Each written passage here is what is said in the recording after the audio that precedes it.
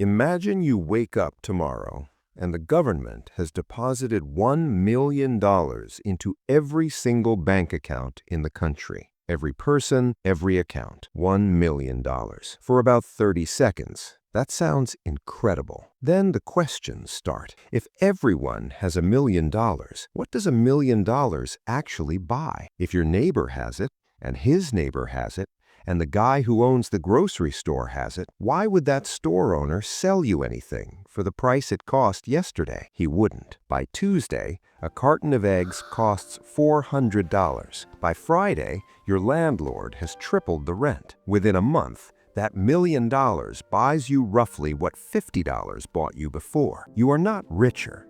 You are exactly as poor as you were, just with more zeros in your account and more confusion in your head. This is not a thought experiment. This has happened multiple times in multiple countries. And yet the idea that governments can simply print their way to prosperity refuses to die. It keeps coming back, dressed up in new language, new justifications, new academic frameworks. So today, we are going to follow the money. Literally, we are going to trace exactly what happens when a government decides to print money step by step, and figure out why something that sounds so logical destroys economies instead of saving them. First, let us establish something that most people get wrong from the very beginning. Money is not wealth. This sounds obvious, but almost every mistake governments make with monetary policy starts with forgetting this. Wealth is goods. Wealth is services. Wealth is roads and hospitals and food and engineers who know how to build things. Money is just the language we use to talk about wealth. It is a measurement tool. And here's the thing about measurement tools. If you change the ruler, the wall does not get taller. Think about it this way. Imagine an economy is a pizza. One pizza, 8 slices. If there are $8 in circulation, each slice costs $1. Now the government prints 8 more dollars. There are now $16, but still only one pizza. Each slice now costs $2. The pizza did not get bigger. Nothing was created. The money just got diluted. Economists call this inflation, but that word has been so overused that it has lost its texture. Inflation is not just prices going up. Inflation is your savings being quietly taxed without anyone voting on it. Inflation is the middle class getting poorer in slow motion, while the nominal numbers in their accounts stay the same or even grow. It is one of the most insidious transfers of wealth in the modern world, and it happens every time a government reaches for the printing press instead of doing the harder work of building real productive capacity. Now here's where it gets interesting. Because governments are not stupid. They know this. So why do they do it anyway? The answer is that printing money does work, just not for the reasons people think, and not for long. When a government first starts expanding the money supply, there's a window, sometimes months, sometimes a couple of years, where it feels like it is working. New money enters the economy. People spend it. Businesses see demand. Employment goes up. Tax revenues increase. Politicians point to the numbers and say, "Look, it worked." But they're looking at the wrong clock. What is actually happening during that window is a race. The new money is flowing through the economy faster than prices can adjust. There's a lag. Businesses have not repriced everything yet. Suppliers are still honoring old contracts. Workers are still accepting yesterday's wages. So for a moment, there's a genuine stimulus effect. Then the lag catches up. Prices start to adjust. Wages demand to catch up. Suppliers renegotiate. And suddenly, you need more money to buy the same things. So what does the government do? Often, it prints more. Because the alternative, austerity, cuts, hard choices, is politically brutal.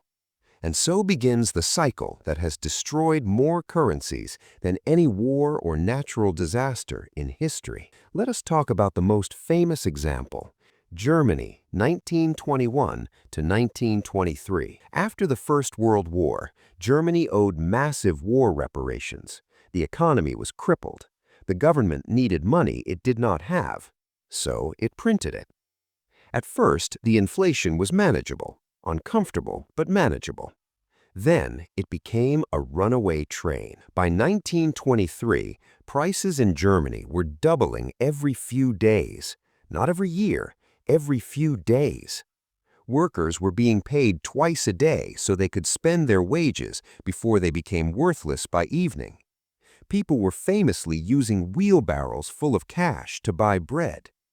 A loaf of bread that cost 250 marks in January 1923 cost 200 billion marks by November of the same year.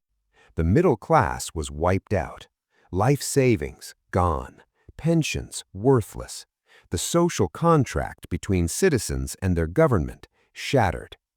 And historians have noted carefully that the economic chaos and humiliation of that period created the cultural conditions that made the rise of extremist politics possible just a decade later. This is not a small thing. The consequences of monetary collapse do not stay in the economy. They metastasize into politics, into society, into history. But Germany was a century ago. Surely we know better now. Zimbabwe, 2007 to 2009. The government needed money to fund land redistribution programs and cover a collapsing budget. It printed. Inflation hit 100%, then 1,000%, then 1,000,000%. Eventually, Zimbabwe's central bank printed a $100 trillion note. One single note, $100 trillion. It couldn't buy a bus ticket. Venezuela, 2016 onwards.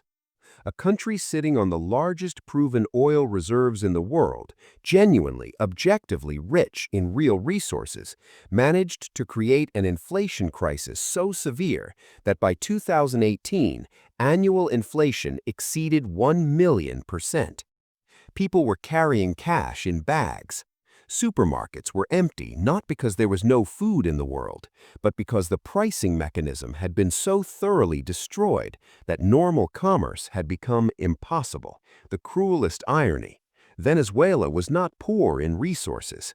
It was poor in the thing that actually matters, a functioning system for converting those resources into prosperity. And printing money did not build that system. It demolished it. Now here's the part where someone usually raises their hand and says, but what about the United States? What about Japan?